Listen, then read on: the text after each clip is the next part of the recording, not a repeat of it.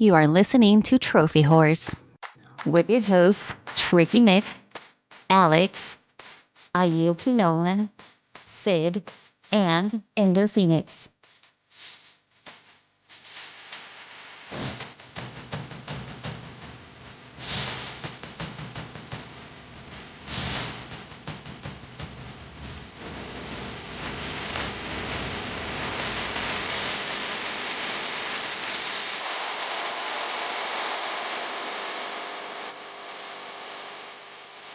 And guess what, folks? The Grinelli takeover is back in effect because I finally got to where I need to be. And you guys went without me for a couple weeks, and I'm sorry. And I know you missed me. So here I am, fully taking over the Trophy Horse again. And alongside me, as always, Alex. Matt, I don't know if this is coincidence, but it's also been a while since we've seen Mega Man. But we know from the Game Awards that he's making a comeback. And what is so amazing, or what could be more amazing than you making your glorious return and Mega Man making his glorious return around the same time? Coincidence? And honestly, you haven't seen me and Mega Man in the same place at the same time. So that's where I was going. Mega Matt, ipso facto. Are you Mega Matt? Mega Matt. Yield, what's up, buddy? How you doing? You know, it's been a busy couple of weeks for me, to tell you the truth. A lot busier than what I like to be. Hey, are you willing to share why it's been busy? It's just household stuff. You know, some of it's holiday hustle. Some of it's just been stuff we've been putting off and needed to go do. Like this week, every day after work, it was, we have to go run errands and then come home and then get some stuff kind of, you know, like the other day I got my Christmas cards all done and mailed out, which was later than normal. And it's just like every day we had something we needed to do. And then it was like 8:30, 9 o'clock before we were like, okay, we're done for the day. And it was like that every day this week, except for today. And it was just like, man, this sucks. You guys got all your gifts bought? We spent today. I didn't watch any football today. We spent today wrapping all of our gifts. I've got 2 more things that are due in, I think, Tuesday. And then that'll be everything wrapped. So I'm with you there on what it's been like, and before we get into the whole run of the show, let me all regale you with what it's like being Matt for the past 4 weeks. I guess I haven't been on the show. 3 weeks. I don't remember. So the good news is V and I completed our move. We are now in our new home. We are in the progress of just trying to make our new home a home because, as always, you move into a house and little things start popping up. But even before that, we spent about 2 weeks in an extended stay hotel, whatever the correct term is. And, let me tell you, convenient, but not the best. Spending, 24/7 for 2 weeks in a small space. I actually got out to go to the office. V would have to work from the hotel. And they even, you had to buy extra fast internet at these places so she could do her work. They give you like a single pot and a single pan and like 2 dishes, 2 forks, 2 knives, 2 of everything, really. And meanwhile, you got a cat that's walking around being all sorts of curious about everything. And, 1 bathroom when you're used to at least 2 toilets. Not the best, but at least we made it work. Then came the actual closing. And, we closed on our house. We spend days down at our old place trying to move out, get everything squared away and emptied for the new owners. And then we move into our house, and lo and behold, Yield and I talked about this in our text chat, but Yield, you had like 6 to 7 inches out in your place as far as snow was going, right? We did, a little over a week ago, so yeah. Well, thank you for sending it our way, because the initial predictions were like 2 to 3 inches. Lo and behold, we got 4 to 6. And I will tell you, moving in the snow, 0 out of 10. Don't do it. Yeah, it's not fun. So it was blizzard on the day that we actually had to move out of our hotel into our home. And I had movers scheduled to come, because I had we had a pod dropped off. If you're not familiar with that, it's just a giant container that they drop off. You load it yourself, and then they move it and you get it back. Well, I had movers coming to help me empty the pod, because it had our bed and everything else we need to like get through the first couple nights. And, well, I had to rush to this house to shovel the driveway. So the first official act in this house was me shoveling our 2.5 wide driveway. Salting it down, making sure it was all safe. And again, 0 out of 10. Don't move in the snow, folks. It was a bad time. Luckily, it cleaned up enough and it cleared up enough that the movers came without issues and we got everything to where it needed to go. And V and I are just in, we're calling it Box-pocalypse right now with all the things, because on Wednesday we had everybody, we had extra movers come in to empty our storage unit. Now all of our shit is in just one big happy place. We just don't know where half of it actually is. Here's a tip for moving, folks. Label the room the box is supposed to go in, and generally the contents in it. Maybe that'll help somebody out there. I've got some more advice for moving, if you'll allow me. Go ahead. If you'll hear me. Just get rid of everything, and just trash it over. all. Trash it all. Just start anew. It definitely was one of those. I threw out more shit than I probably could have brought up. I'm like, rug, carpet, nah, we're just gonna buy new. If I hadn't seen something for a year, I was like, do I truly need this? Nah, trash. So well, here's the thing, like moving moving from place to place is actually what helped me transition to like the more digital age, because it's what encouraged me to get rid of my like video, like my slim down my DVD library, but also completely get rid of my like CDs. Like that, like moving in college and around that time, in the years after that, it was just like, oh, I don't want a bunch of shit, but I can still have this, but it's not in a physical form.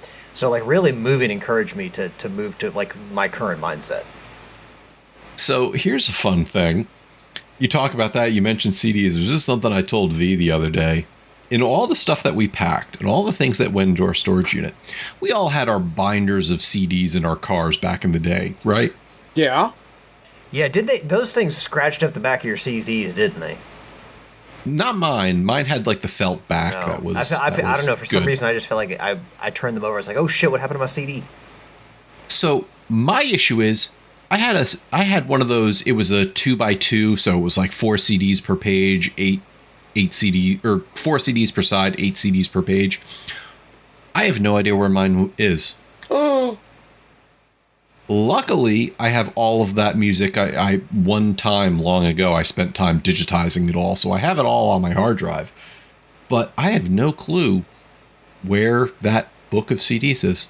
So it'll be Christmas when you find it. If I don't find it in the next 4 days, maybe. All right, you've all heard me bitch enough about what it's like trying to move in the middle of a snowpocalypse, but we're going to go to our updated trophy counts. And let's see, we got Tricky Mick at level 975 with 35,206 trophies and 1,008 platinums. Alex? We got Tricky at level Buster ass shitty trophies. That's what we got. No. I am level 529, total trophy count of 11,048, and a platinum count of 204 in 203 games. Yeah, got another platinum trophy, so I actually have 2 platinum trophies to talk about this week. All right. Yield. I am currently a level 539 with a trophy count of 11,609 and a platinum count of 224. I have gotten 2 since the last time I was on the show. Alrighty. I think the last time I was on the show, I got 2 more trophies, surprisingly. Yes! At level 222 with 1,355 trophies and 0 platinums. The circle is complete. Yeah, and I'll talk about that when we get to what we've been playing. Sid is level 901 with 27,977 trophies and 867 platinums. And it's been a while, but Yield, do we have a rarity contest update? He did not send one out. I do All right, know. moving on. I do know that yesterday was supposed to be the end of the season, so he's probably doing that big write-up.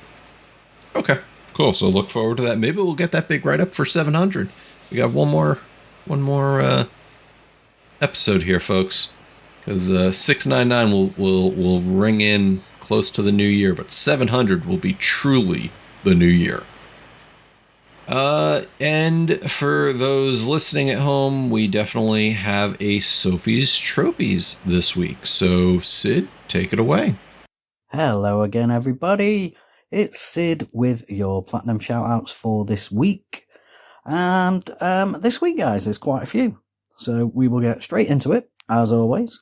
And we're going to start with Raise Havoc with Marvel Cosmic Invasion on the PS5 and Lego Horizon Adventures on the PS5. Then we move on to I Yield to No One with Recreation on the PS5 and Seasons After Fall on the PS4. And next up, guys, we have Psy-Tychist with Forest Grove on the PS4, Cat Quest 3 on the PS4. I think Forest Grove was PS4. I could be wrong. That could be PS5. Next up, MZ Nitro, again with Recreation, which is PS5. I'm guessing that's a car game. I honestly do not know. Just by the way it's spelt, I'm guessing that. And then we have, guys, Pee-wee ITFC with GTA 4 on the PS3, Up Cliff Drive on the PS5, Killer Frequency on the PS5, and Overcooked All You Can Eat on the PS5. Next up, MZ Nitro with Vampire Survivors on the PS5, EDJ, 3DJ, Power Rangers, Rita's Rewind on the PS5, Gaz Davis 11 with Winter Games 2023 on the PS5, Misa Goatsalot, Horizon Zero Dawn. That, again, is on the PS5. I'm guessing that's the remaster Horizon. And then we have last is X Nightmare 317 with Tomb Raider Anniversary on the PS5. So, as you can see, guys, quite a lot there. And this isn't actually going to a Platinum. It's going to go to Pee-wee because, let's face it, GTA 4, Up Cliff Drive, Killer Frequency, and Overcooked. That's some achievement, that is. So, well done, mate. You win this one. But that's going to be it from me, guys. And I don't think I'm going to talk to you before Christmas. So, hopefully everybody has a great Christmas and a good New Year and all that. Be safe, have fun, and I will talk to you soon. Keep getting those trophies, guys. Bye. And welcome back. Thank you very much, Sid, for that. I appreciate it. Now we get to talk about what we've been playing. Yield, let's go to you first.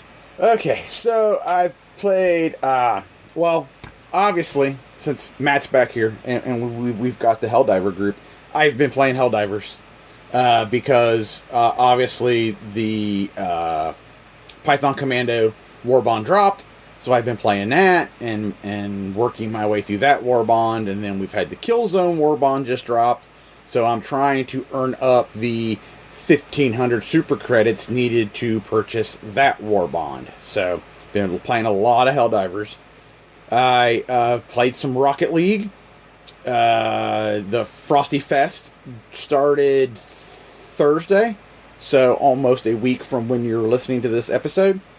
And so I knocked out what I needed to do for Frosty Fest, and then decided that this season looks okay for goal explosions. There's, I don't know, 4 or 5. They're not bad. Most of them are pretty good. So I was like, alright, I'll probably partake in the weekly challenges to get through, get all those gold explosions. Other than that, kind of the games that I can't earn any more trophies in, I've played some West of Dead. I have fired up Sniper Elite 4. I need to get back to that, but I did play through the first chapter. I messed around in some Dust and Neon and got to... I think I killed the third boss, so I got 3 more bosses to go. I fired up some Power Wash Simulator 2 and did just a few jobs in that.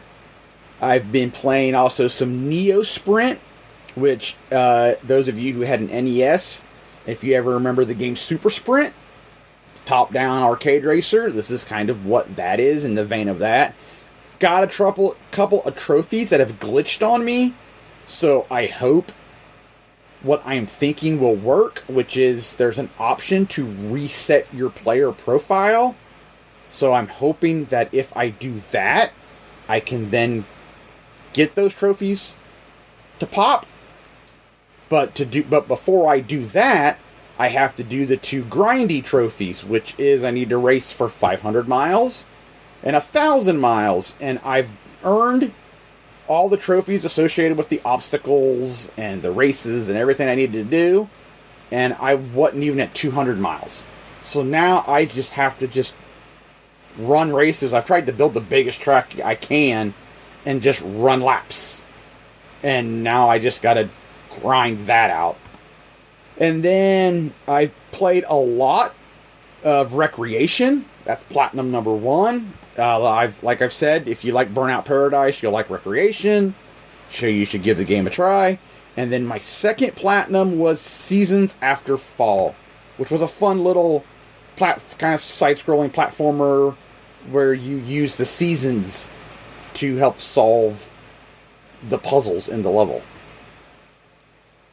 I think that's everything I've touched on. Don't think I've played any other oddball stuff. Oh, I did play some OG Helldivers, trying to help a couple of my buddies get their platinum in that. And that's it. Okay, you've been busy since I've been out. Yeah. Alex, how about you? Have you been busy? Well, Matt, I do believe that since we've had a couple weeks off, or I had last week off from the show, I got some stuff to talk about. So as I said, 2 platinum trophies. I do want to touch though on the games that I always play in the background, the Helldivers and the Rocket Leagues. Played some of that, much like Yield and Helldivers. We got the 2 new war bonds. I gotta say, the Killzone war bond is a legendary war bond, so it's like 1,500 credits instead of 1,000, so it's like $15 to buy instead of 10. And it just seems like legendary war bond. The Halo one, the Halo ODST, and then the Killzone ones are the legendary ones. So it seems very much like legendary and extra means basically just another video game franchise that we can sell you weapons from. I won't criticize them too much for upping the price because realistically, it's so easy to get the in-game currency in Helldivers that it's, it takes no time at all, really. I mean, it takes some time, but it's easy to get the currency, so it's real easy to buy in still, so I'm not going to knock them too much for that, especially since you can go on level 1 levels and grind super credits, and they haven't taken that out, so it's been intentional. So, I mean, I appreciate them allowing people to do that still, even though it kind of goes against what they want you to do in the game, which is play with other people and work on these major orders. But another nice thing they did was the Killzone War Bond. It seems like there's already weapons in there that I've already earned, so they don't make you buy them again. So if you've earned some of the weapons in the Killzone, even before I bought the War Bond itself, there's weapons in there that I don't have to use War Bond medals to get, which will cut down on the time that I have to spend playing. So I do appreciate that. There's already stuff in the War Bond that I've already earned that I don't have to worry about. Rocket League, the Frosty Fest. Last year they completely shit the bed with Frosty Fest and the theming and the rewards. They were terrible. This year they've got some Harry Potter stuff going on. It's kind of half Harry Potter, half winter themed rewards. And the winter themed rewards you get for free are I like them. They're fun.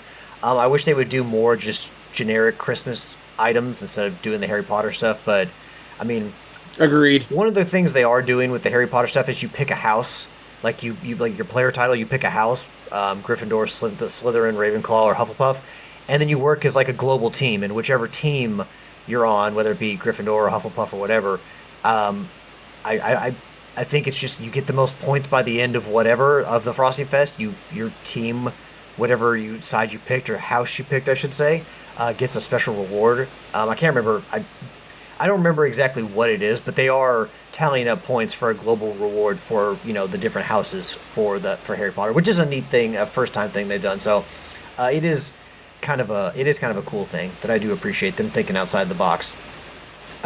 They've also got SpongeBob stuff in the store.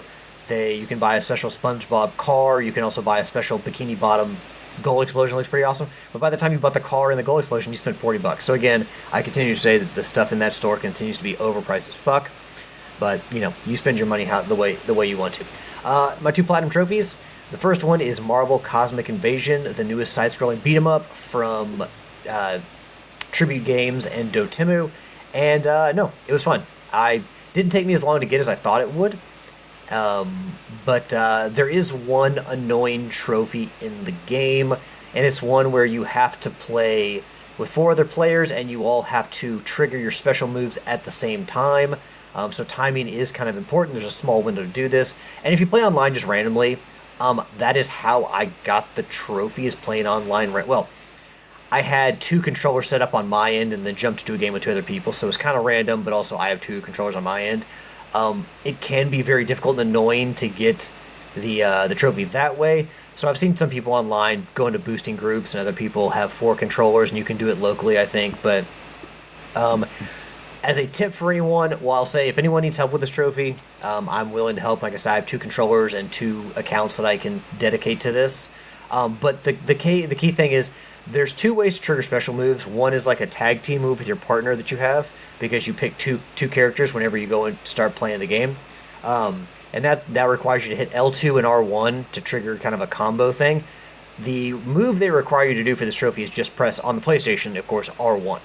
You just got to hit the R1 trigger, and as long as everybody else hits that at the same time, you should be good. So I've seen some confusion online about that, but yeah, it's just R1 on the PlayStation. It's only that attack. But overall, Marvel Cosmic Invasion, a fun game. I don't really need to, with how much I've played it, I don't really feel a need to get all the characters up to level 10. I've played what I'm going to play, played levels multiple times, tried out all the characters. Quite frankly, I don't know. I kind of feel like I'm sated as far as the game goes. I don't feel like I need to, play it anymore. Although, if anyone wants to play multiplayer, I'm willing to play. But,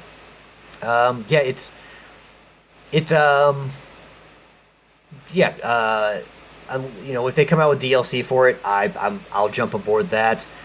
Whatever they choose to bring to the table, whether it be new levels, new bosses, new characters.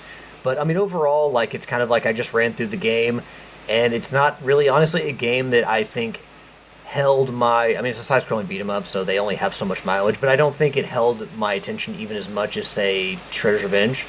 So as good as the game is, and I know that the Marvel theming will bring a lot of people to the doorstep, it's, I don't know. I still think that Turtles, Shredder's Revenge is still the top-notch, the king of the mountain when it comes to side-scrolling beat-em-ups.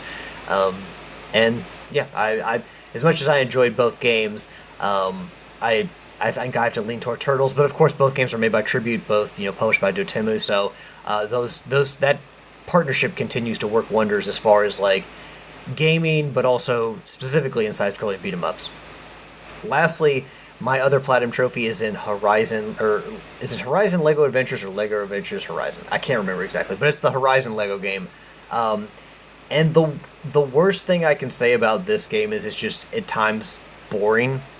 I think I've been on here before and told everyone that I'm not the biggest fan of the Lego games. I understand, their appeal, but for me personally, so I'll talk about the good. The first thing is the grind to get all the characters up to level 20. There's 4 characters you have to get up to level 20, and by the time you get through the entire game and do the hunting grounds, you'll pretty much have one character all the way maxed out. The 4 characters are Aloy, Aaron, Tirsa, and Varl.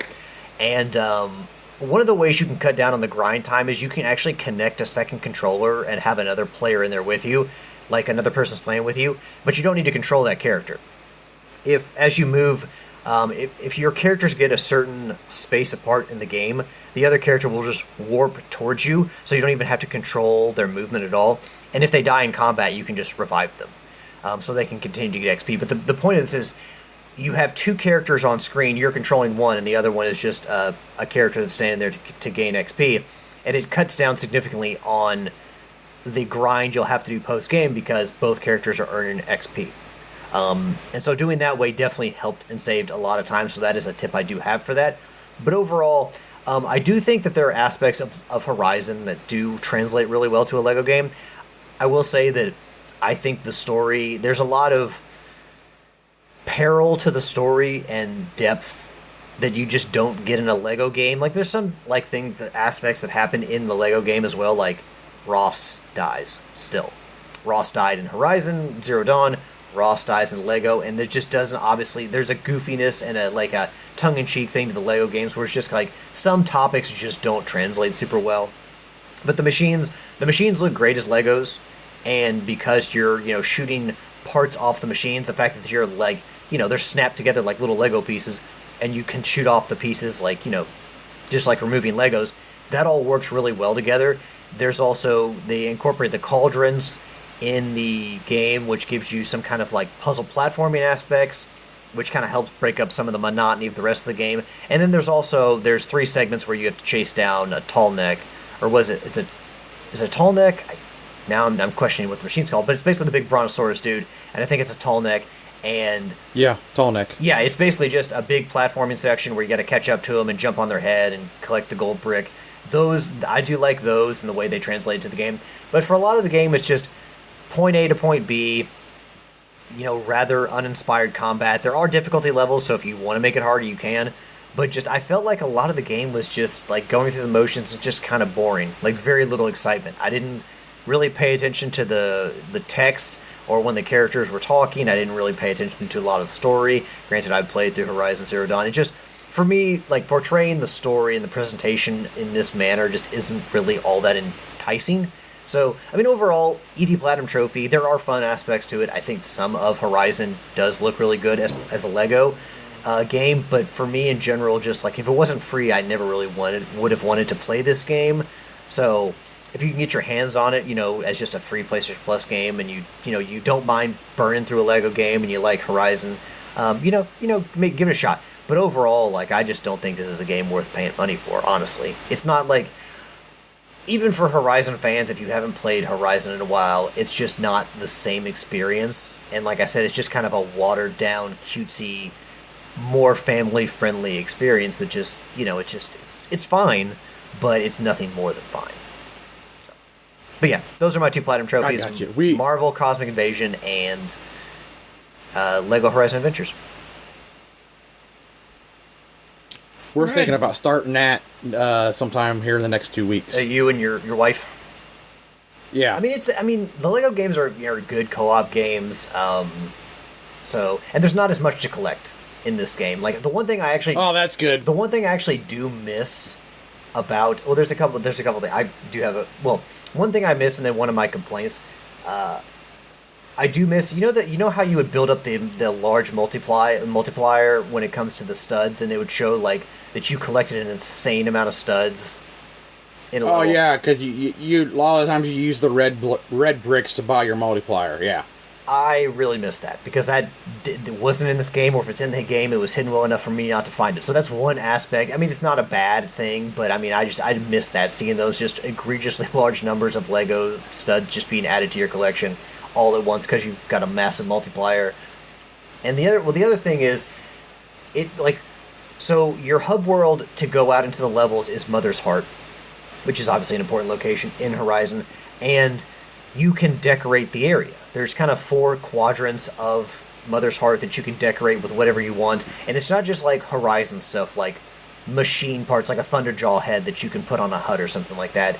There's also design elements and costumes from Lego City or Ninjago or Lego Amusement Park. There's all these goofy things that you can use to kind of decorate the world that on one hand, it's kind of like, oh, this is kind of fun, cutesy, family-like thing, but also, I kind of just want to design, like, with the Horizon stuff. I don't really want to do all of the amusement park stuff, like, have, like, a roller coaster ride or, like, a carousel ride that you can put on the top of the house as the roof.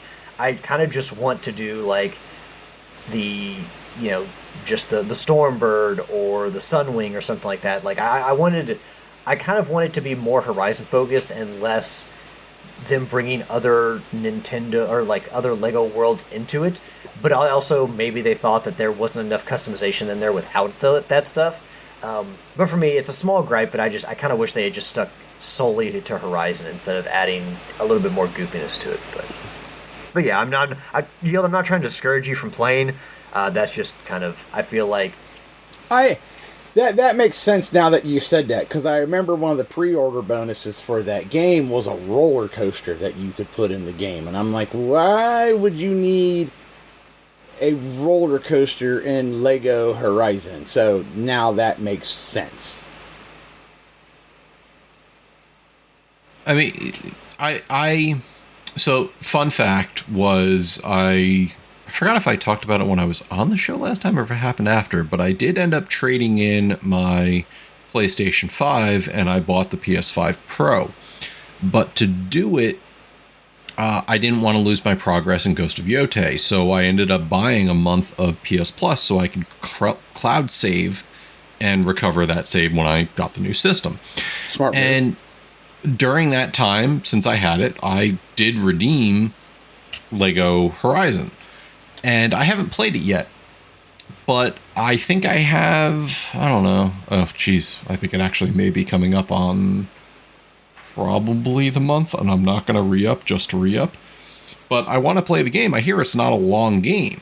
So I've heard it's like 8-10 hours. Just to give you an idea, I got the Platinum Trophy in around 18 hours. So. Okay, so I can probably beat it very quickly. And I have some days off coming up that I can use to put time into that. There you go. Your first platinum. No. Anyways. No, because I mean the Steam sale's on right now and it's like on sale for $20 and I'm like, I'm still not gonna buy it because of how short it is. See, I saw for Black Friday, I made a post, I think I talked about it on the show, that I was looking to pick that up for $20. I'm like, $20 I'll buy it. And then, like, 2 days later, they're like, oh, you're going to get it free for PlayStation Plus. And I'm like, okay, I just saved $20.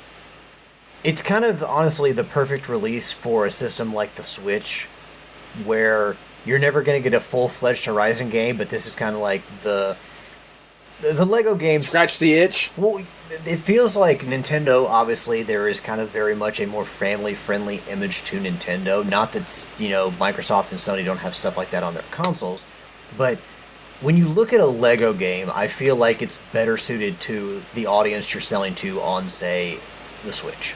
A more mass market, family-oriented audience as opposed to maybe, guys like me and Yield or Matt, who would prefer a lot of times just to play a game alone. I don't know, whenever I think of a Lego game, I would associate it more closely with Nintendo than either of the other two consoles, but it feels, well, for PlayStation it feels like a watered down Horizon, but for Nintendo it feels like the perfect addition to their software. I don't disagree.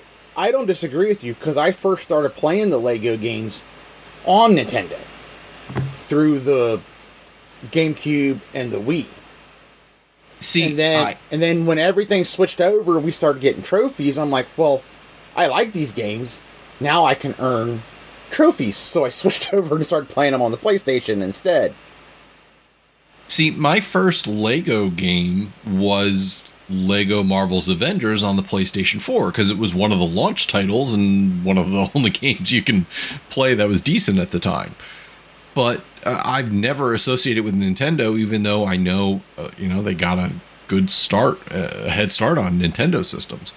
But I've since picked up, Lego Skywalker Saga. I don't pick them up all the time. It's just when they come out with like the giant pack of whatever collection of games they have, especially if it's a subject I care about.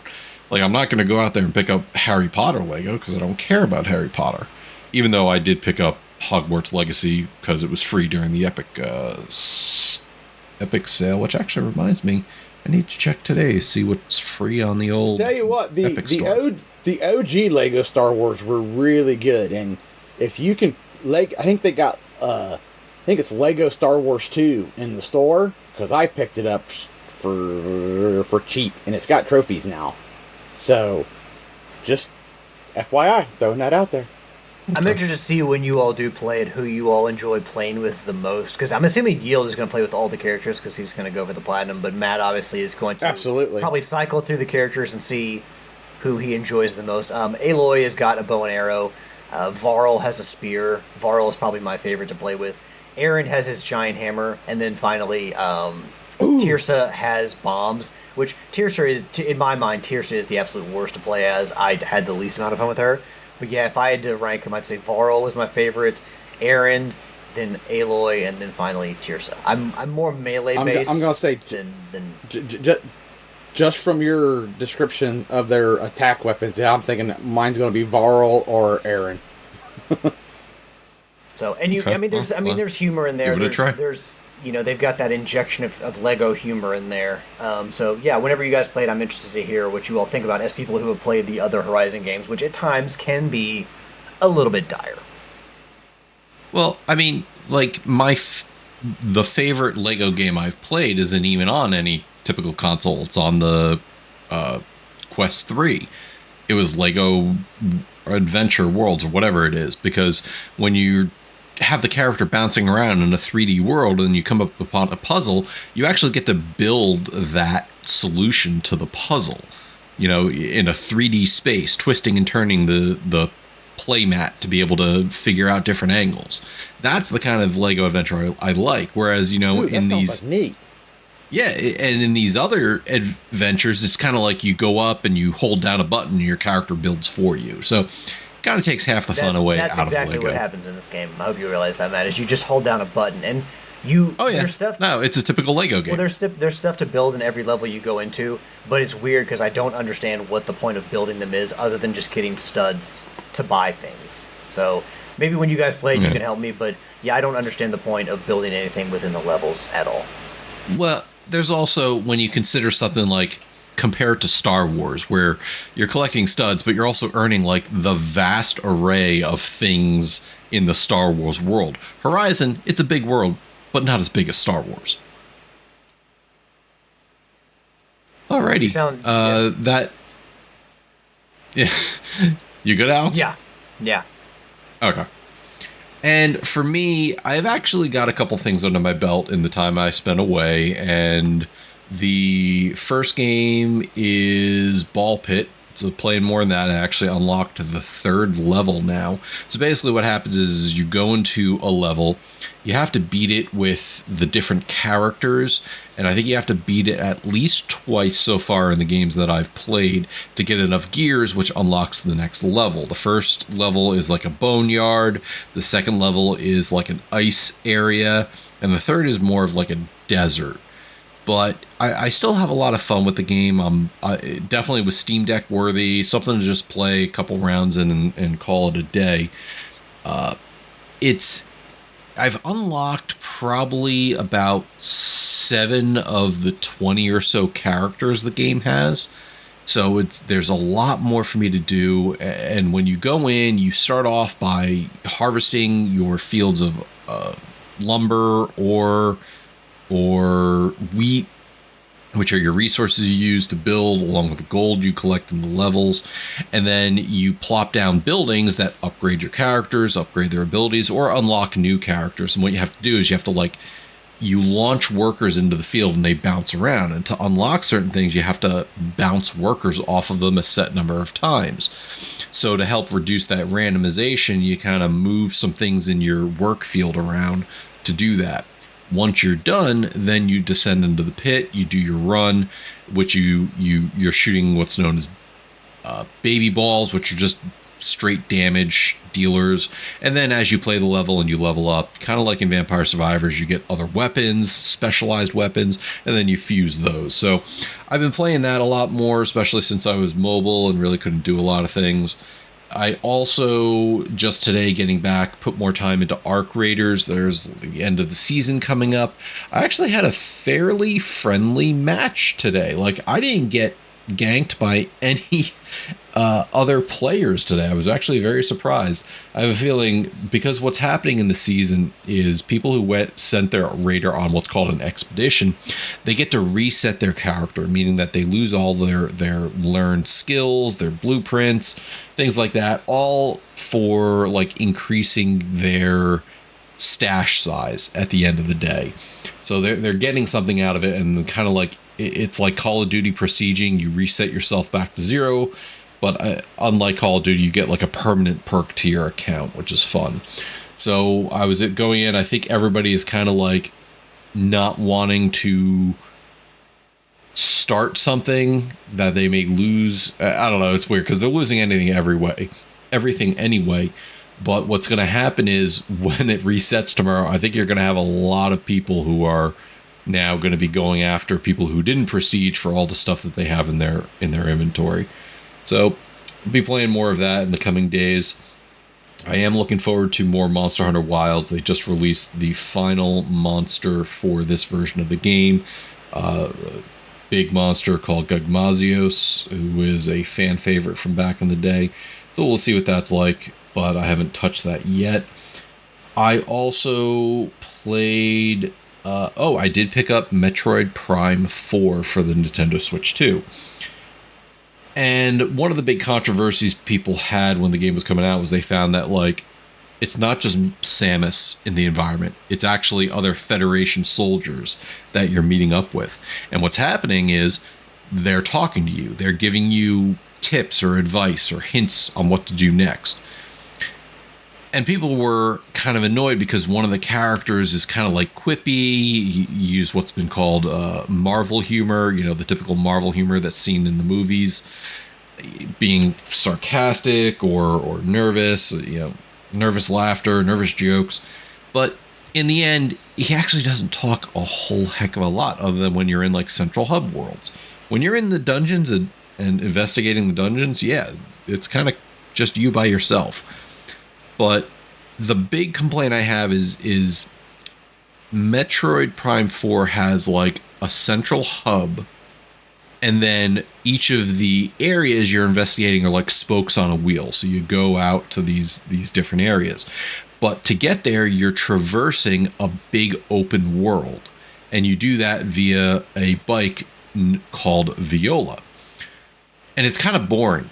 You get on the bike and you kind of drive from one location to the next. There's not a lot going on. And part of the controversy is you can unlock music for playing while you're traveling, but it's only done via the $30, $40 amiibo.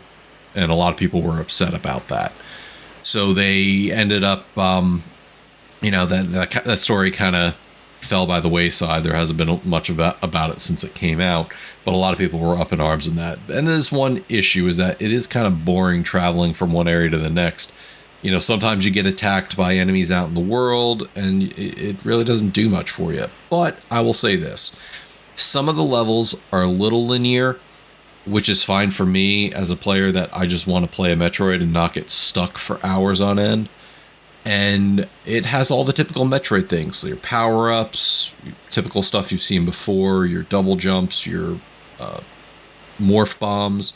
And basically now what it is Samus has like psychic powers. So instead of just calling jump boots, it's like the psychic jump boots or the psychic morph ball bomb, which is just what her powers were in the beginning anyways. And it's a fine Metroid Prime adventure, definitely not the best. I think a lot of people think like 2 is kind of up there, but for as long as we waited, it's a solid Metroid Prime adventure, and I'm enjoying it. And finally, the game I do want to talk about that I played all during my time in a hotel is Dispatch. This is the Telltale-like game where it's a cartoonish animation.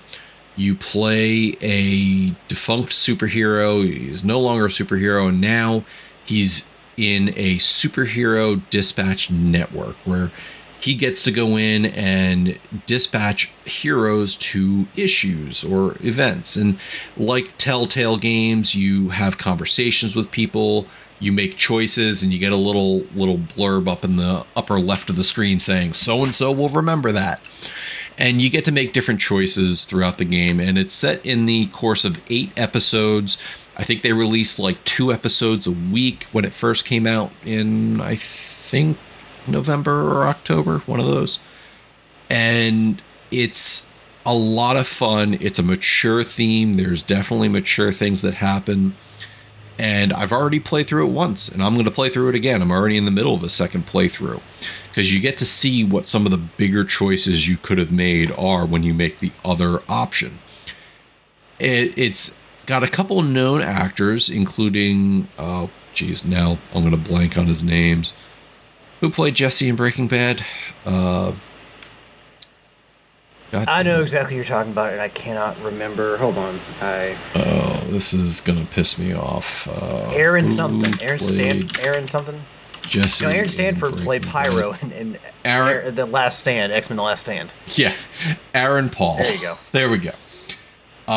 It's also got the likes of Laura Bailey, which is another well-known voice actress. Alana Pierce plays another one. And basically what happens is you go in and you're put on dispatching for Phoenix Team, which are a group of reformed villains who are trying to make it into a heroic lifestyle. So that comes with its own trials and tribulations and your choices, and the team reacts to you in different ways, but they don't know you used to be a superhero called Mecha Man, basically a guy in a giant mech suit. And you're out for revenge on the guy who killed your father. And it's just a whole lot of entertaining superhero jargon and situations. So definitely I suggest getting out there and playing it if you have access to a system it's on. I forget what it's on, but it is definitely one of my highlights of the year, and I think a game that even though it came out late, should have been nominated for more at the Game Awards. That is what I've been playing the past 2 weeks. I know it seems like not a lot, but when you're in a hotel, you don't get a whole lot of. Please refer back to the story about moving in a snowstorm. Yeah, 0 out of 10 wouldn't. No, moving in the winter. Like, I don't even care if it's like snowy outside or icy. Moving in the winter sucks. Because moving sucks, and then winter sucks. Moving sucks in general. Yeah, both of them suck on their own, but then when they, you combine them, mega suckage. Mega suckage. Not the good kind of suckage, the bad kind of suckage. No, not like the kind, I don't know if you guys heard, they didn't touch on this, speaking of sucking in the good way, they didn't touch on this when they were talking about Mega Man last week, Daryl and Tricky, but there's actually a design contest for the Robot Masters. They actually used to do this for the classic series on the NES. Capcom's put out a thing where Dr. Wily needs your help, where they are asking for people to submit images on Twitter for their designs for a Robot Master with kind of like a suction arm. And actually some of the designs, I watch a lot of Mega Man content on YouTube, and so I've seen some of the designs, and they're pretty baller. So yeah, if you're a Mega Man fan and you haven't a good idea for a Robot Master with a suction arm, maybe check out that contest, because they're accepting one of the 8 Robot Masters will be fan made, which is cool. Nice. I think they definitely had done that for some of the older games, and I remember those. I can't remember, but my personal favorite Mega Man 3, I think all of the Robot Masters might have been fan designed in that game. At least some were. I can't remember how many or if it was all of them, but it might have been all of them. But yeah, they definitely used to do that for the old games. Well, moving on to our topics, and speaking of Game Awards, the first article coming here from Insider Gaming. By now, everybody knows that the darling Game of the Year from the Game Awards, Clair Obscur Expedition 33, won Game of the Year, along with a record-breaking number of the other awards. However, the Indie Game Awards, which had awarded Clair Obscur Expedition 33 a Game of the Year and debut game, however, Indie Game Awards has taken a hard stance on games that use generative AI, quoting that they take away jobs or make things a little easier or reduce the amount of skill it takes. So, unfortunately, throughout the nomination process and during the ceremony itself, they found that Sandfall Interactive, who made Clair Obscur, agreed that no generative AI was used in the development of the game. However, they recently did come out and say that they did use Gen AI, on the day of the Game Awards premiere, and basically it came out that they were using it for some art in the game. And unfortunately, that did disqualify Clair Obscur from the nomination. 6-1 Indie ended by thanking the community for being patient, providing feedback in the situation. So basically, all this is saying that Sandfall originally said, hey, yeah, we didn't use Gen AI. So Indie Award said, okay, well, you are eligible for Game of the Year. And then suddenly that didn't work. They came out and said, yeah, we did use some of it. So it disqualified them. Yield, how do you feel about their use of Gen AI and being disqualified from the Indie Game Awards Game of the Year? I mean, if that's the Indies Game Award stance is no AI, then I'm okay with it. Personally, not a huge fan of AI, so I guess it might sound mean, but you get what you deserve because you used AI, I guess. But yeah, not a big fan of it. But I haven't played the game. Everybody says it's really good. Yeah, it's actually one of the games that I kind of want to actually try, since, even though I'm not a huge fan of RPGs, I do enjoy them every so often. And it just seems like I should probably play it. They said the music's great. Obviously, they won all those different awards at the Game Awards. So, I don't know. Alex, their use of Gen AI deter you from wanting to play it, or is it because it's an RPG? Honestly, more RPG, more the gameplay style to me. Honestly, the thing with AI is, I don't want AI to take away from anybody's job. But if the important thing to me is, one, can you make quality content with it? Can you enhance a game and make it better? And also, when it comes to the award shows, I want it to be clearly labeled as AI, because you see so many things and so many videos out there, and if you see the Sora videos of Betty White jumping off the top of a steel cage in WWE, that's fucking AI made. But there's other things that you aren't always completely sure are AI. So a clear delineation, hey, this is clearly marked as AI, and we don't accept that, and making sure that that kind of stuff is kept out of awards when the award shows hey, none of this.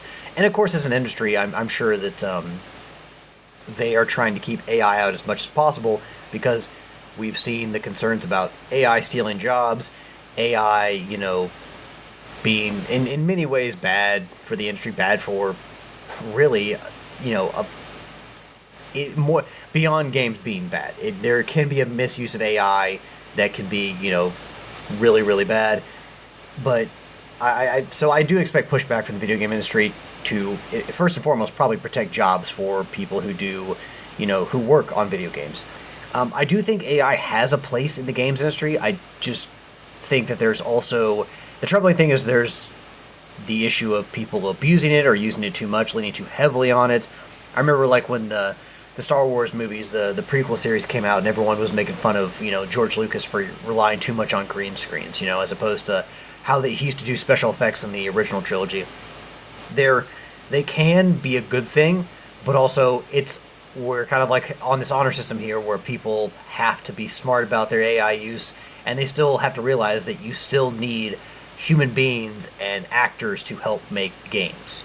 You can't just rely on AI to save you money. So I think that if they go lean too much one way, it can be a bad thing, but I do think it's good that, it's hey, no AI, because a lot of art contests, the Pokemon Company asks for a lot of art submissions for stuff that they do, contests and whatnot, and they sift out AI. So it's not just the Indie Game Awards. It's a lot of companies are saying, hey, no AI in the stuff that you submit, or we'll just immediately disqualify it. So I don't think that's a bad thing, but I also don't think that AI is completely terrible. You just got to use it in the right way. Yeah, I mean, here's the thing. There's a couple different issues that have been plaguing the industry lately, and one is the Gen AI. The other is people stealing other people's art. And I think I think where people really need to understand the difference between generative AI versus what's more traditionally known as artificial intelligence and what is being done. And I think the problem with generative AI is it's using other sources to create a result. So if it's saying, I want a picture of a new Pokemon, and it's kind of like going out to the internet, pulling out different people's ideas and making something based off of that. I could see the main complaint where people are like, generative AI is stealing somebody else's idea and kind of morphing it into its own. But when you think about it, at the end of the day, everybody kind of plagiarizes something off of somebody else.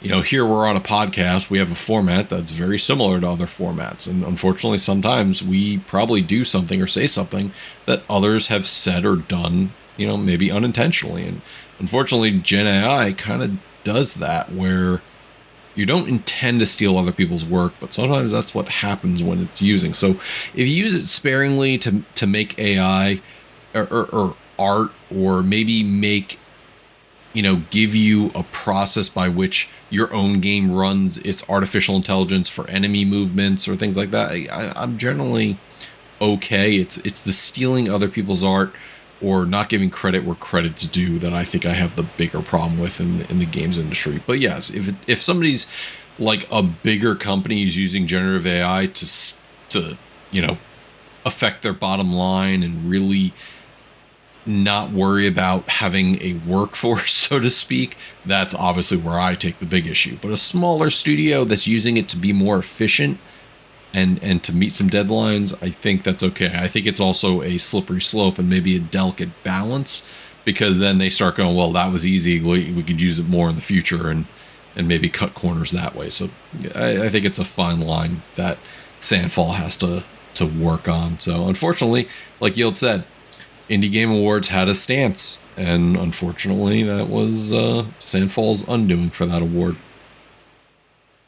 But speaking of the Game Awards, do you guys watch that pretty gruesome Divinity official cinematic trailer that Larian put out during the Game Awards?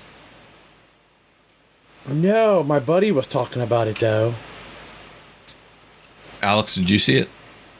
Well, I tried to, but I needed to sign in to YouTube, and I wasn't in the mood at the time. I have not. Ashley was telling me about it because she watched it, because obviously she's a big fan of Larian from Baldur's Gate. So she had seen it and she told me about it, but I haven't watched it yet. Okay, so let me set the stage for you. It starts off, there's a guy kind of like strung up in this structure, and you really can't see what it is, but he obviously doesn't look very happy. And then as it pans out, it's like a festival. People are having fun, they're eating, they're dancing, they're singing games, they're singing and playing games, and there's giant like Wicker Man structures in the distance, and you suddenly realize that this guy is strung up in one of the structures. And just like Wicker Man, they set it ablaze, and then you find out the festival is a lot more mature than what's involved. And of course, at the festival, there's kids. They want to set fire to the structure. Then it cuts out. There's like people having sex and doing all sorts of like paganistic things. And as the structure starts, going up, the guy starts burning, and then he starts losing pieces of skin. An arm gets ripped off. It's all very graphic. And then that evolves into like demonic presences that kill and maim people in the crowds. So what ends up happening is a lot of people started being very upset. They were like, we didn't need this kind of graphic nature. What is this? Why did you make something like this? So Larian Studios had to respond, and they basically said, so in response to people saying that they're pushing the morale line, they came out and said that they didn't want to hold back or sanitize stories to make them more palatable. And they said that it wasn't about shocking the audience, but treating the audience with a level of intellectual respect. And it resounded with a couple people, because basically this is a mature game. This is not something that is baby washed, so to speak. They want people to understand. Go ahead. No, I didn't hear what you said. I was going to say they didn't make this game for little Timmy. They made it for little Timmy's dad. Yeah, and playing things like Baldur's Gate has mature themes. Playing things like Divinity Original Sin 2 has mature themes. And this is one of those things that you look at Divinity and what is there and what the game is about. It's not all sunshine and rainbows. And these are real things. Like, you wouldn't complain about this in a movie. You know, some people may, but generally speaking, in a movie, it's kind of like, well, that's art. Well, games are art. And this is something that Larian wanted to put a very fine point on. And I think they did. They succeeded in showing, like, this is going to have some serious themes that we're going to be talking about. So, I don't know. Given that information, Neil, what are your thoughts on coming out with, like, an ultra-gorific trailer to highlight your game? I'm okay with it. So as you were talking about this trailer, that's why I made the little Timmy reference. It brought me back to when they made Grand Theft Auto 3. And people were up in arms about, you know, what you could do in it. And Rockstar came out and said, well, we didn't make this game for little Timmy, we made it for little Timmy's dad. I'm okay with that because, you know, in essence, we're the first generation, you know, to grow up with video games. So developers grew up with us. And now you've got kind of a second generation that's now. It is perfectly okay in this world to make games that have no business being in the hands of kids. So I'm okay with it. Now, you know, this is just a trailer. This thing could go completely off the rails, and maybe opinions will change. But the fact that it sounds like they're pushing the envelope of kind of what's normal, I'm okay with it. Alex? I don't have any issues with them making a game with explicit violence, you know, that is advertised toward adults. I don't have an issue with them cutting up the trailer and portraying the game in a way that they want it to be seen and being realistic about the violence that's in the game. I do think that you need to be aware of who is potentially watching the Game Awards, because, you know, the Game Awards may not be just watched by adults. You know, there needs to be some kind of warning that, hey, this trailer may have graphic violence or something like that. It may not be, you know, I mean, who knows? Maybe parents, like, are letting their kids watch the Game Awards because it's Jeff Keighley and they're going to have video game, like, reveals and it's going to be awards. There's nothing really that... Something you can do as a family. I mean, it's something you can do as a family, but, like, if you've got a 12-year-old who just kind of wants... I mean, there are some things you can expect and not have gore and violence during. So that's my only pushback is you got to remember that if it's generally seen as, like, a really family-friendly show, and then you've got this one thing in the middle there that's kind of not tailored to, you know, kids and you know, kind of purely for adults...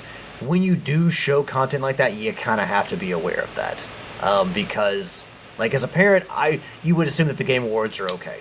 You know, it's not like you're buying, like, a video game. It's not like you're knowingly buying Grand Theft Auto for your kids. So that's my only pushback is the way that you release, where you release the content, and where you show it. You maybe the Game Awards or a show where our kids might be watching may not be the best place. I don't know. I'm not going to hold it against them. I'm not going to look at them as terrible people, but for the pushback that they got, I can understand how that could be an argument. Like, hey, you know, you have all these other things, like they're showing the new Mega Man game. Mega Man is perfectly family friendly. Oh, and here's this new Larian game where they're, you know, doing all this nasty shit. I don't know. It's totally fine to make games for adults that should not be in the hands of kids. I just think that if you're going to show content like that, there needs to be some kind of warning ahead of time. That's all. I think that's also, you hit the nail on the head, was that not only with Mega Man, but there were sections where Jeff Keighley sit there talking with Miss Piggy and the Muppets. Like, if you're talking about stark contrast in tone, you can't go from talking to Miss Piggy and making jokes 1 second and then showing a guy's arm get ripped off and people get overtaken by demons without a disclaimer. And I think that's a very point. I have no problem with what they showed. I think it was just a different tone compared to what the rest of the show had. And, they were dropping F-bombs on stream and things like that. And it's kind of like, okay, it's as they get later in the show, maybe it gets more serious. Maybe they hold that off to the end when maybe more kids are asleep. So that's the only thing I'll say about it is just, maybe check your tone. And it isn't about treating gamers with intellectual respect. It's maybe like understanding the audience who may be there, or at least watching at home. Alrighty, next article. I always like these kind of articles because I think it's generating initial click and controversy when you got to look at all the facts of the situation. So can't spell controversy without Kotaku, because coming from Kotaku, Marathon art director leaves Bungie just months before launch. Basically saying that Marathon art style, short thread, first of all, thanks to everyone. This comes from Joseph Cross on his Twitter. Working with various artists, gives thanks to the people he worked with. Cross told Kotaku that it was his decision to leave, that he's super proud of the project, what the team accomplished over the last 6 years. And I think when you get an article like this, it's around, whoa, wow, why is this director leaving? Well, the game's set to launch. The art style is set. I don't think there's much more news on this. Like, why is there a reason for him to stay on? I don't know. Yield, do you have any thoughts about a director leaving just before launch? I mean, it's never necessarily a good look, but at the same time, if there wasn't another project lined up for him, the game's about to go gold, isn't it? I mean, doesn't it launch here shortly? If it's not already gold? Yeah, it just got announced. I forgot. I think you guys covered it about 2 weeks back, or maybe Daryl. Okay, Tricky did. So there's really not much for him to do. So if he doesn't have another project lined up for them, then maybe he's ready to go seek other avenues. I think, and Alex, I'll ask you this question. I think the subtext there becomes, well, if he's leaving, does that mean that there's not stuff lined up for the game beyond launch? I mean, this is meant kind of as a live service game with continuing theme, but maybe he's done what he's needed to do and somebody else has it from there. Thoughts? So, I mean, it doesn't always look great, but it also doesn't mean anything particularly villainous. There are people that are brought on to specific projects as like contractors and stuff like that, and they're meant to be there until the project is over, and then they'll potentially bring in other people for a new project. So, I mean, that does happen. It's not like you have this entirely stable workforce where no one ever leaves and no one ever comes in. But there is also, how long was this person there? This art director has been at Bungie for a long, long time. Given what we've seen happen at Bungie lately, a little bit of turmoil, Pete Parsons being gone, the issues they've had with Sony, seemingly some internal mismanagement or some internal turmoil. It's just general problems at the studio. I don't know. There could be something bad to this. I mean, if someone has been there for a long time and all of a sudden they just leave, yeah, it can mean maybe, hey, I'm looking for a new avenue. Hey, I'm looking for another place to work. I've done what I can do here. I feel like I'm not being fulfilled anymore. I mean, it's not always negative. They can always be looking for something different to do because they have nothing left to prove. But it also, if you do have long-standing team members who do leave, it's not necessarily great. Now, the timing, to me, if they don't need this art director anymore, if the art director doesn't have any work to do on the project, then that's, I mean, without knowing all the facts, it could be bad. It could be a bad look. It could be just completely normal, everyday course of action in running a video game company. There's no one to say which one it is. But on the surface of it, at first glance, it might be like, oh, the art director, which seems like a big, powerful position. Oh, they're leaving. No, that's not great. But when you really get down to the nuts and bolts and you think about it, it's like, well, maybe there's just nothing else for them to do. I don't know. It's not necessarily bad, not necessarily good. It's just kind of a part of the industry, and without knowing every small detail, it's kind of hard to discern one or the other. Yeah, I think, again, my point just is, well, if he's leaving, maybe that means there isn't much more planned for the game, at least from an art direction perspective, or maybe there's other people that have it, and he isn't really needed anymore. And he said that he's left on his own terms. Maybe there's something that he saw he wants to work on, says, you guys got this, I got better, grass is greener over there. So I don't know. It'll be interesting. Again, Marathon's been kind of broiled in turmoil since the first trailer, and the timing of release and the delay and everything else that's going into it. So I don't know. Well, I guess we'll see what happens. Good luck, Bungie and Marathon, I guess. On our next article coming from Bloomberg and Tricky's boy Jason Schreier, basically Naughty Dog has ordered employees overtime for Intergalactic, and the very specific reason for that, and we all know that crunch is kind of like a not the greatest, but maybe as I go through the story it isn't as bad. So basically at the Sony group, they are getting ready for a demo for Intergalactic, the Heretic Prophet. The game that was announced last year at the Game Awards, and it has come out. There's been some articles saying you are not seeing this game in 2026. So that should tell you something. But the fact that they're getting extra hours to get a demo out the door says a lot. And this has happened since October. Basically, staff has been asked to work a minimum of 8 extra hours a week and log their overtime in an internal spreadsheet with a maximum of 60 hours per week. So it's not quite crunch. They're not saying you are working until this is done. It's you're getting overtime, and it's not to exceed 60 hours a week. I would love if I could, have a week without 60 hours.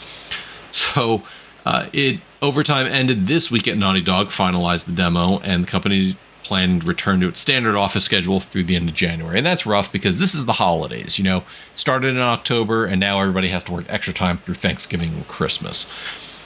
I'm interested to see what's going to come out with this demo and why it may have required some extra overtime, like what were they working on? But I don't know. I know a lot of people, again, a game broiled in turmoil because people are upset at the way the main character looks, but I'm interested to see what this demo is about. Was this going to be something you were going to look into when they came out?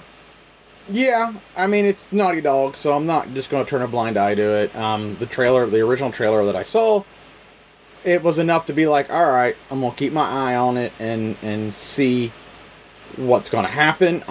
This is the first I've heard we're getting a demo, so that'll be even better. This will give me a good, or at least for me, I like to look at it as it gives me a good idea of, is it a game I want to pursue, or just continue to maybe wait and see who else picks it up and see what they say. So, I'm interested in it. Okay.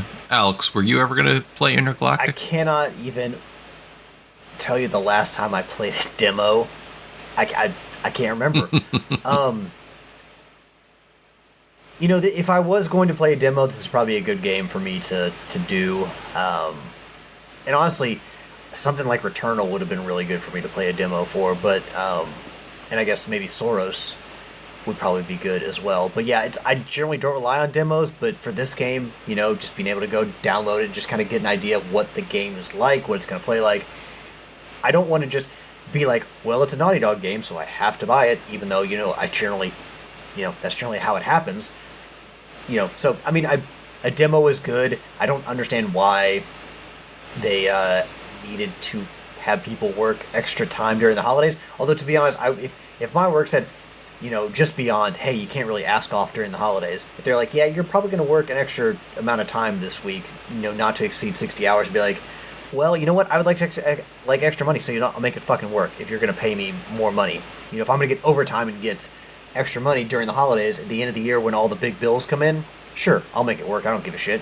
I won't sleep, for a little while, or get less sleep for a little while. But But yeah, I will most likely give this sit down with this demo because, in all honesty, I don't really know a whole lot about the game, and like I said, just giving Naughty Dog credit for being Naughty Dog isn't something I just want to do. So, yeah, I'll give it a download when it comes out. What about you, Matt? Yeah, no, I'll definitely be playing. Matt, what about I you? guess oh, geez, you guys went without me for 3 weeks. I think you could go. It was terrible. Go without me for a little while. I don't know. I saw some of the comments about the show notes. So obviously I'm going to play the demo. I guess my bigger question is if we're not going to see this game anytime in 2026, and they're coming out with a demo, like, let's say in the next 3 months. The game will drastically change between what we play and what we get. Yes, that was going to be my point. It's like, what are they trying to show? Maybe, and again, demo. Is this a beta? Is this an alpha build? I don't know. I was going to say, is this going to be an alpha demo? Yeah, there are no demos anymore. It's just freaking beta tests. So, listen, I'm interested in seeing what combat is like in this game. I think combat is going to be a big theme, and if it doesn't hit right, that's going to be a huge issue with a lot of people, and maybe this will give them time to change. I mean, you're doing a space game, so yeah, the combat's gotta hit, and you gotta create your own. You got to create your own space. You don't want to be, in my opinion, you don't want to be, oh, that's too much like Star Wars. Or, or insert other pop or Star Trek or anything like that. You've got to kind of weave yourself into your own genre, so to speak, in space. So, it won't be easy.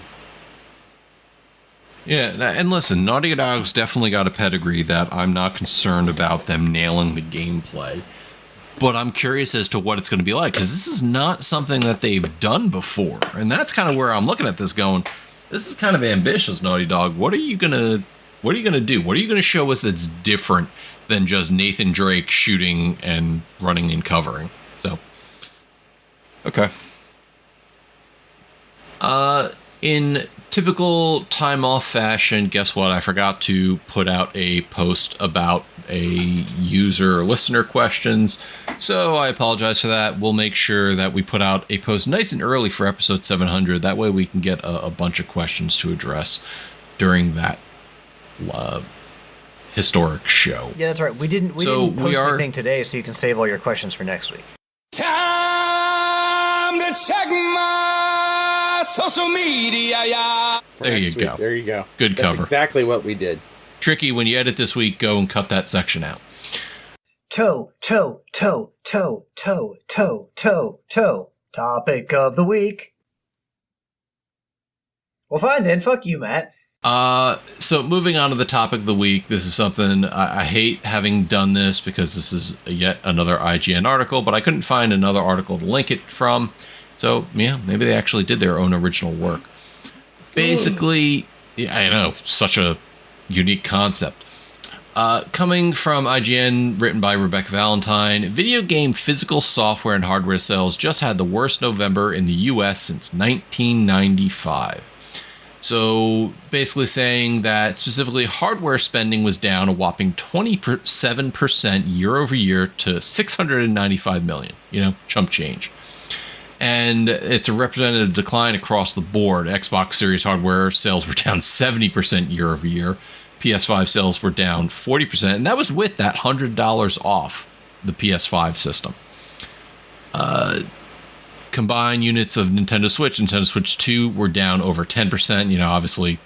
It's don't have much to measure on Switch 2 since it was the release year. But it's not looking at the content side that it's looking at the content side that we're interested in. And Circana reports that content spending was up 1% year over year to $4.8 billion. That's with subscription spending rising 16% and 2% growth in mobile. Call of Duty Black Ops 7, and unfortunately that game has kind of taken a tumble from its history. Basically, retail spending is holding up relatively well until now, despite the pressure from higher prices.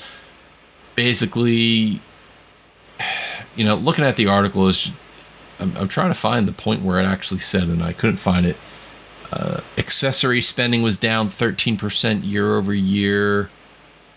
Where the heck did it say that there were software sales?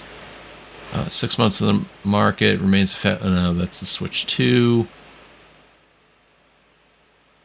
So I'm very confused as to where I read that it actually said that hardware sales or physical software and hardware sales just had the worst year. So maybe they were up, but not as up as others. And this was something, Alex certainly saw me arguing with Will in our chat before. So maybe he'll come up with good art this week. This should be entertaining. To say that physical games aren't all they're cracked up to be. Listen, my entire expansive Steam library is one day going to die with me. But and that's something that I can pass on. But the convenience, ease of transferring, that's been something to look at. Physical software, though, I'm starting to buy more and more physical games now. Just, when I look at the Switch 2 or PS5, I for some reason, I start wanting things more physically, because especially when it comes to consoles, because at some point that won't play on another console. It'll only play on that individual console, and coming down, looking at it saying, well, like the Nintendo DS and Wii U store, at some point, digital distribution for those consoles are going to stop. My problem is, will I care at that point? But I look at my Steam library and I could play, most games in my Steam library still on my PC that I've been buying since 2004. So I'm very happy with my digital collection, but I started going more and more physical. I don't know. I keep forgetting. Yield, are you more physical or digital? How could you forget? I am a physical guy. I will always try to buy discs over digital. But that's not saying I haven't bought a fair amount of digital games, but that's because primarily they're only offered digitally. You can't get a physical copy. And my argument has been, not that that's bad. Obviously, you do what you want to do. But my problem is, as more games are coming out larger than some of the discs that are available, you're now getting into territory where the entire game isn't on the disc, and you're stuck trying to wait for something to download. Where maybe 20 years down the line, you can't even play that game anymore because maybe your PS5 died, and you found another PS5 on a secondhand market. But that digital content is no longer available. You can't even do anything with that game anymore. Like, you love the Indiana Jones game, right? Yes. Well, that game wasn't fully on the disc. So, 20 years down the line, maybe you can't play it anymore because your PS5 died and you can't download the patch needed to make it run. Kind of the same thing with the disk drive on the PS5 Pro and PS5 Slim. You go to put that disk drive on another unit and you hook it up to the internet. You have to hook it up to the internet to get that disk drive registered to that console. 50 years down the line, maybe it doesn't work anymore. I don't know. Maybe you're not caring 50 years down the line. Are you still gaming 50 years down the line, Alex? Well, I just turned 41, so if I'm alive and my fingers and hands still work all that well, because I'll be 91, maybe he'll go back to the Atari. Yeah, instead of the 40th anniversary of Mega Man, we'll be approaching the 80th anniversary of Mega Man. So, I mean, not that I want to be old and helpless, but to get to the 80th anniversary of Mega Man, it'd be nice to see what Mega Man's up to those days. So, I'll focus on kind of the hardware with these comments. Matt, you shared with us some information. Do you know what the best-selling console of this particular time period was?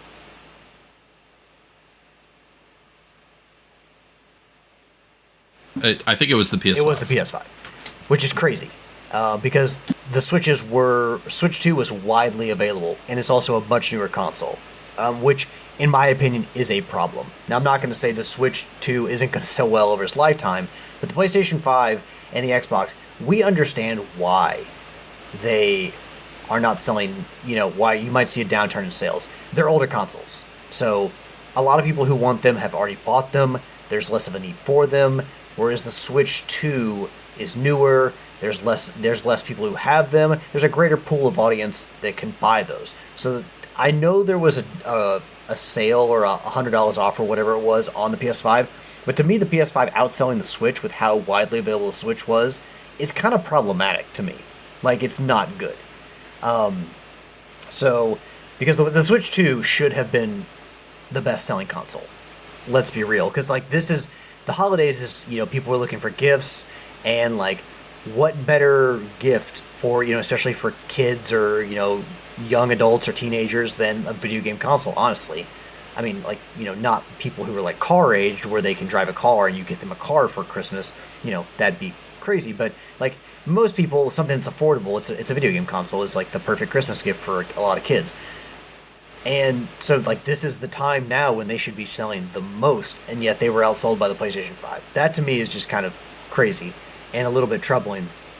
But I'll point out, people have talked about the software available for the Switch, and people are maybe waiting to buy it based on the software that they've seen. But this all lends to me, and I have been conditioned to expect to pay a certain amount of money for consoles, and in particular Nintendo consoles. And Matt, I know you own a Switch 2, so you might disagree with me on this. I'll continue to say it. The Switch 2 is too fucking expensive, even in its price. I don't know why more people haven't been buying it. I don't know why it didn't outsell the PlayStation 5. But these consoles, and it's not just Nintendo. I'm sure we've heard rumors of the Xbox being super expensive. We know the Steam console is going to be, or the Steam box that you can play in your living room is going to be very expensive. And I'm sure the next PlayStation is going to be expensive. But, it may come to the point where the Switch 2 looks cheap in comparison. Not cheap, but less, far less expensive than the PlayStation in comparison, because the PlayStation is just a lot more expensive. But when I have a PlayStation 5 to play at my house already, I'm not going to spend $450, $500 on a damn Switch. Sorry, I expect to pay less for a Nintendo console because that's the way it's always kind of been. Or at least in the last few generations. So, I mean, I don't know, Matt, do you think I'm off kilter here? Because what else could you use to explain the reason the PlayStation 5 sold more? Not off kilter. I think especially the discount during the holidays helped push it kind of a little bit further. But there's also been records showing that, the Switch 2 is doing gangbusters sales. Like it is still selling well. As to why it's not selling better than the PS5, it's a different ecosystem. But I will say wasn't that part of this news story that this is like the lowest sales since the mid '90s. Yeah, for hardware and physical game sales. I'm not saying you're wrong, but like when it's the lowest hardware sales, in almost 3 decades, like it's kind of hard to look at the Switch and saying, oh yeah, it's selling gangbusters, when like if it was the best selling console, I can understand that. But when it's second to the PlayStation, it's like, can we really say it's selling gangbusters at a historic low point for hardware sales? I would say yeah, because it's still a launch year for the game, and it's still actually trying to prove itself in a market that is not tolerating a lot of higher priced systems or games. Like it's still selling well despite the market. And I think that's a good distinction to make. Like, I think it was like it had sold 3 million units in Japan in like the last quarter or something. So it's still doing well for what it's worth. However, it is a consideration to say, well, it's got an uphill battle. It is an expensive system for what you get. I will be the first to admit that. But, there's potential that you'll be seeing even more a price increase on it because of the RAM shortage and everything else going on. They're trying to navigate that, so that's going to hurt sales. But I think the fact is you still got a PS5, which for all intents and purposes has a huge log of games, and there's enough people that are willing to put up with a Switch 1 waiting for a Switch 2 price drop. I think that's a big factor.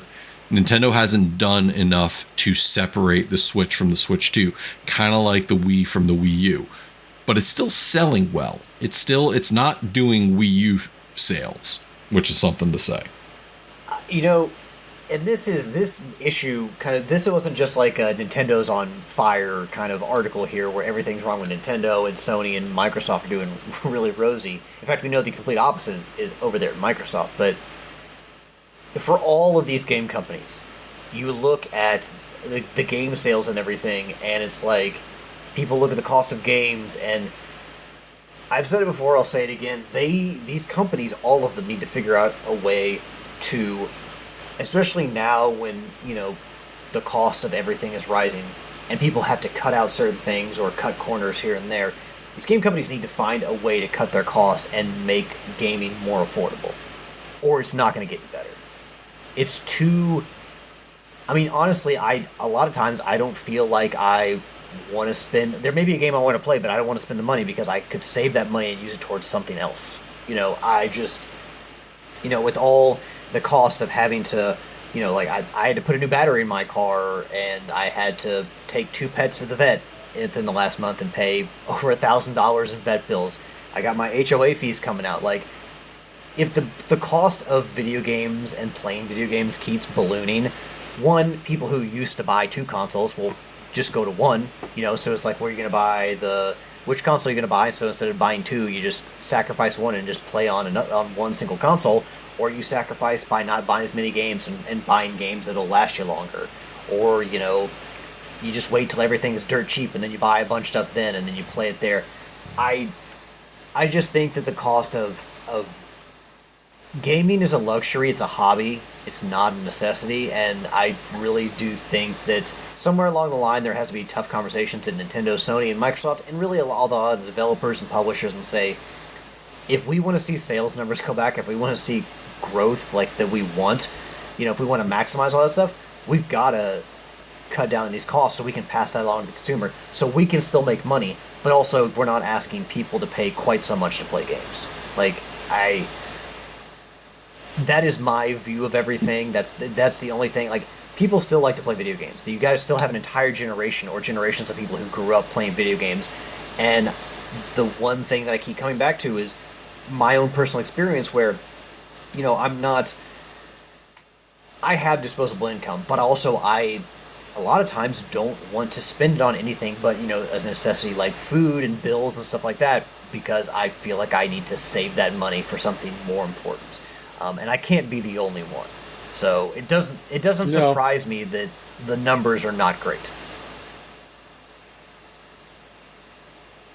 And I've said it multiple times before that these companies seem to have a disconnect. Listen, there's growth, but there's also greed. And it's not enough that games have to be profitable year after year. It's that they have to be more profitable than all the prior years combined. If you make $100 in sales one year and you made a profit of $50, great year. Then the next year you have to make $150. It has to be better than last year, because if you don't, that's a failure. And I think that's a view that some people are taking, or some executives are taking, that really make it a problem to sell games in this current market. Like you said, at some point somebody's going to go, well, it's either food on the table or it's a video game. And I guarantee you, we all know the choice that many people will make. I still go ahead, Neil. Go ahead. I was going to say, so that's an interesting thing you guys bring this up. You know, the cost of gaming. So I picked up Recreation and it was $40. Not a lot of not a lot of advertising behind it. I saw a random post on Facebook the other day for a game that it was done by the ex Just Cause lead, I'm gonna say. Anyway, they're ex Avalanche, and they worked on the Just Cause series, and they're coming out with a game, and they're releasing it at $25. So I'm starting to see there are certain games that it feels like they're conscious that, yeah, your AAA titles are $70, but you know what? We're going to bring you a game more manageable to the pocketbook. So It hasn't, made huge waves, but I think there are some companies out there that they hear the screams. Well, I mean, I agree with you guys. It's ridiculous right now. I mean, I went out there and I bought Dispatch for $40. We bought Helldivers when it was $40. There are plenty of opportunities for people to put out games that are at a price point that are palatable. But then you get these mega corporations and I've spent so many hours. Helldivers was still one of my top 3 games on Steam in 2025. And I spent the $40 on the game, and then I think I bought super credits 1 year for 1 month for $10. So I'm like looking at it going, have I gotten my money worth? Abso-freaking-lutely. I have put more time in that game than many other games I've had for years before that. So I look at this and say, if you market your game right, and it is good, the money will come.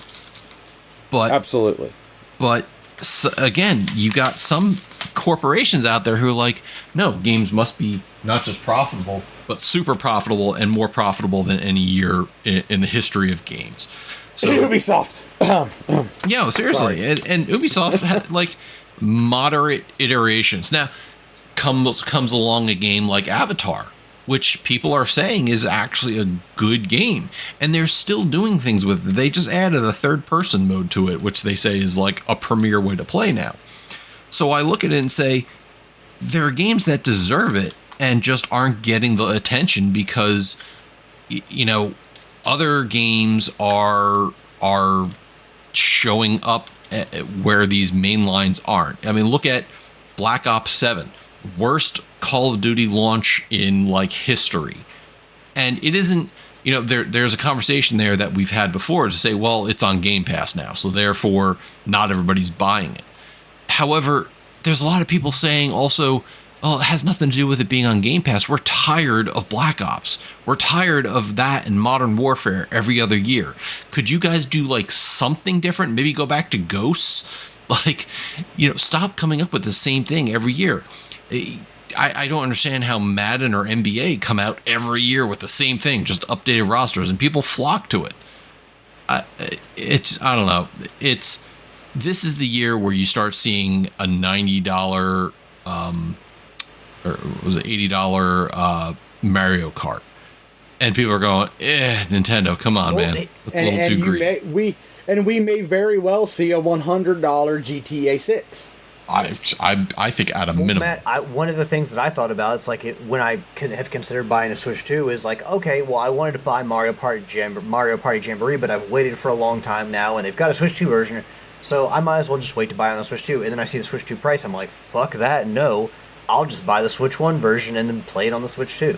Like, the cost of games on the Switch, there is an argument to be made that the development cost and the cost to pay employees and pay employees well so they can, afford their own lives necessitates these costs of these games. The problem is that we, especially on the Nintendo, made that jump very harshly on this console, and people are, at least some people like me, are pushing back and saying, I'm not buying this console because it's too expensive. I'm not buying these games because they're too fucking expensive.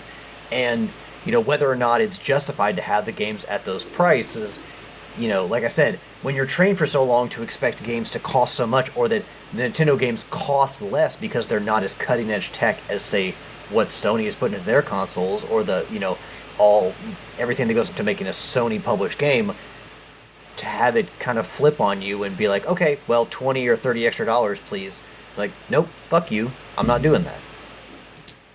I think there's something to say, though, that in any other company, I think we know that game prices are being raised not to subsidize development costs. It's to subsidize the investors and make money back for them. Now, Nintendo's a corporation, not unlike others. I just think there is a different culture that maybe some of those funds in Nintendo, and I'm being speculative here. It's the number of times I've yelled at Tricky for speculation. I just feel like Nintendo gets that money back for the development costs as opposed to going to investors. That's just my insight. Yeah, no, I get what you're saying there. As opposed to a publicly traded company, or I mean, I don't know. Maybe Nintendo is publicly traded. I'm not sure. But part of the problem lies with Nintendo. It's their own fault because they've always presented themselves as kind of, I don't want to say behind, but they're, to them, we're not in competition with Sony and Microsoft, and we will readily admit that our console's not as powerful as these other ones. So Nintendo's done nothing to dispel the fact that when you buy a Nintendo console, you're not getting as strong of tech as PlayStation or an Xbox. You're not getting a mini computer here, and now you want us to be.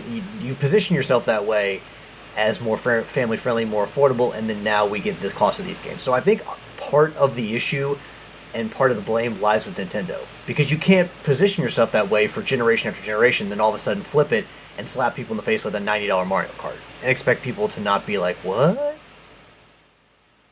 No, and there certainly were people like that. They were like, what the fuck, Nintendo? Like, could you chill out for a second? And obviously, it funneled a lot of sales into the Mario Kart pack-in version because you were getting the game digitally for $50, which to me tells you, wait, you can sell it for $50? Like, what? Then why? Like that, I think that's one thing I actually never asked before, and it just hit me now. Like, wait, you could sell it for cheaper because it's bundled in? What does that actually do for you? Where are you making up your money there? Well, and to be honest, all of the Switches that I've seen recently are the bundle packs. And that's what they've been doing. They did that with Mario Kart. They did it with the Pokemon Legends ZA. You're going to be seeing it with a whole bunch of other games that come out in the future as well. I'm surprised they didn't have a Metroid bundle. But yeah, that goes to goes to your point that, you're perfectly happy selling this at what you would at $50 as part of this bundle. In fact, it's the only box of a Switch 2 that I can buy. But yet you're going to charge me $90 standalone. Yeah. Alrighty. Well, I would say you got the case and the cartridge. Yeah, that's all $30. There's your $30 right there. So that's actually been something to point out, is that Switch 2 cartridge has been a large part of the controversy of especially third-party developers, where that cartridge costs more than what you would actually think. So that may not be too far off, Yield. Oh, really? Yeah, because it's a 64 gigabyte cartridge, and some developers can't compress their game to 64 gigs. And it's, again, a custom cartridge that they made specifically for this system. So, there may be... Is it $30? I don't think so. We know what cost is on pieces of plastic. But I still think there's something there to that comment. And here I was being a smartass. Well, sometimes the smartass is the intelligent smart one. Alrighty. Well, I guess I'll take that as a win for this one. Smart in the name. Yeah. Well, this has been a banger of a return show for me. Thank you, gents, for entertaining me with my ideas and my spiel at the beginning. It's good to be back, and it's good to roll out the end of another Trophy Wars. Alex, you want to start taking us out? Well, holy hell, this is $6.99, and we're on the doorstep of $700. I want to thank everybody who helped get us here, our awesome community, the fuel to the fire that is Trophy Wars. Thank you all very much for continuing to support us, continue to listen, continue to spread the love. We couldn't do the show without you. We wouldn't want to do the show without you, but we recognize how important you all have been in the growth of this podcast and just the longevity of this podcast, because not a lot of podcasts make it this long, and you guys are definitely one of the biggest reasons, if not the biggest reason, for that. I give a shout out to Will for his artwork. Thank you, sir, for helping us out every week and giving us banger artwork in multiple formats. So yeah, thank you, Will, for your artwork. Give a shout out to my co-host Matt and Yield, as well as Tricky, who could not join us tonight because he's, playing multiplayer games with Nitro at work. Something that matter. Give a before my last shout out, I do want to say, if you celebrate, we are on the brink of Christmas here. It's this Thursday. For those who celebrate, Merry Christmas and Happy Holidays to your families. Hopefully it's a safe and happy time where you can spend time with your loved ones, and just hope everybody has an incredible season, an incredible holiday. And last but not least, I want to give a shout out to my awesome and loving girlfriend Ashley. I love you, hon, and that's going to do me. All right. And in the famous words of All Might, Yield, you're next. So, just to touch on what Matt was talking about, the snow at the beginning. So, we have gone, and Alex's Christmas mentioning, we have gone from 6 inches of snow and below 0 wind chills to, we will hit, I think they're saying 60 degrees on Christmas. So, as I said on Facebook the other day, welcome to the Midwest, where it will change that quickly here. Anyway, shout out to Matt and Alex for recording this evening. Shout out to Tricky for, he was here behind the scenes, and he's, like Alex said, he's doing his thing at work. And I'm using my air quotes here. Shout out to Nitro. Homer gets stuffed for some Rocket League. The Brain 76, prepare to die, Earth Scum, for going on some hell dives with me. Matter of fact, I think when we wrap up this show, we're going to go hell diving and to get out the daily knocked out to get some more of those war medals. Shout out to all the pimps and the madams of the whoredom. Thank you for listening, downloading, playing games with us, interacting with us. It's very much appreciated, and we love you all. Shout out to Gareth for running the very awesome trophy competition that he runs. It's a lot of extra work that he does on his own, and his write-ups, because again, that's time out of his day. So, like I said, the season just wrapped up. You will probably hear the finals of that, or where everybody placed in the divisions on 700. So that'll be interesting to see where we all ended up.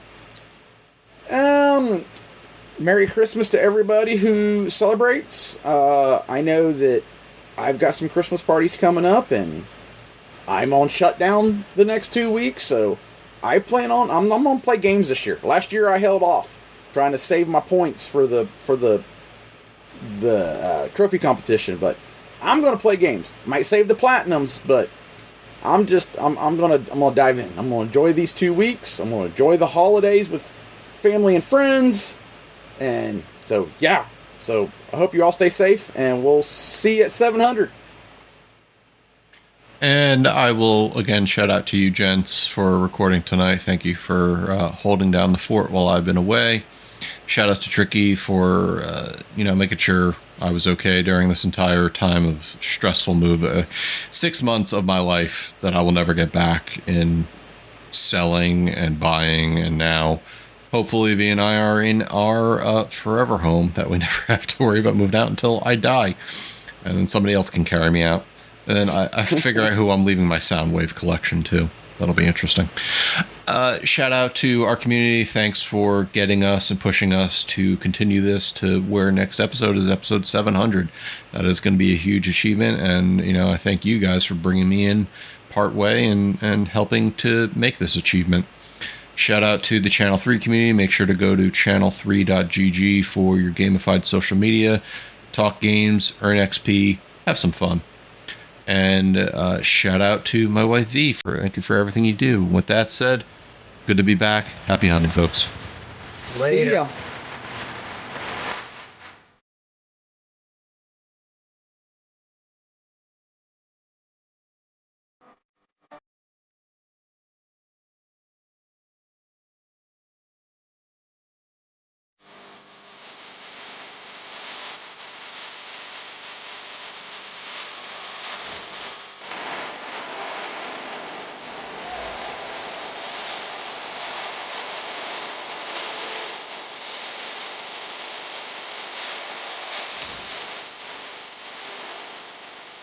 The theme song is Venus by the band Even off their album Zenith. Permission granted by the band and 12 Stone Records. You can find them on Facebook by going to www.facebook.com/evenphilippines.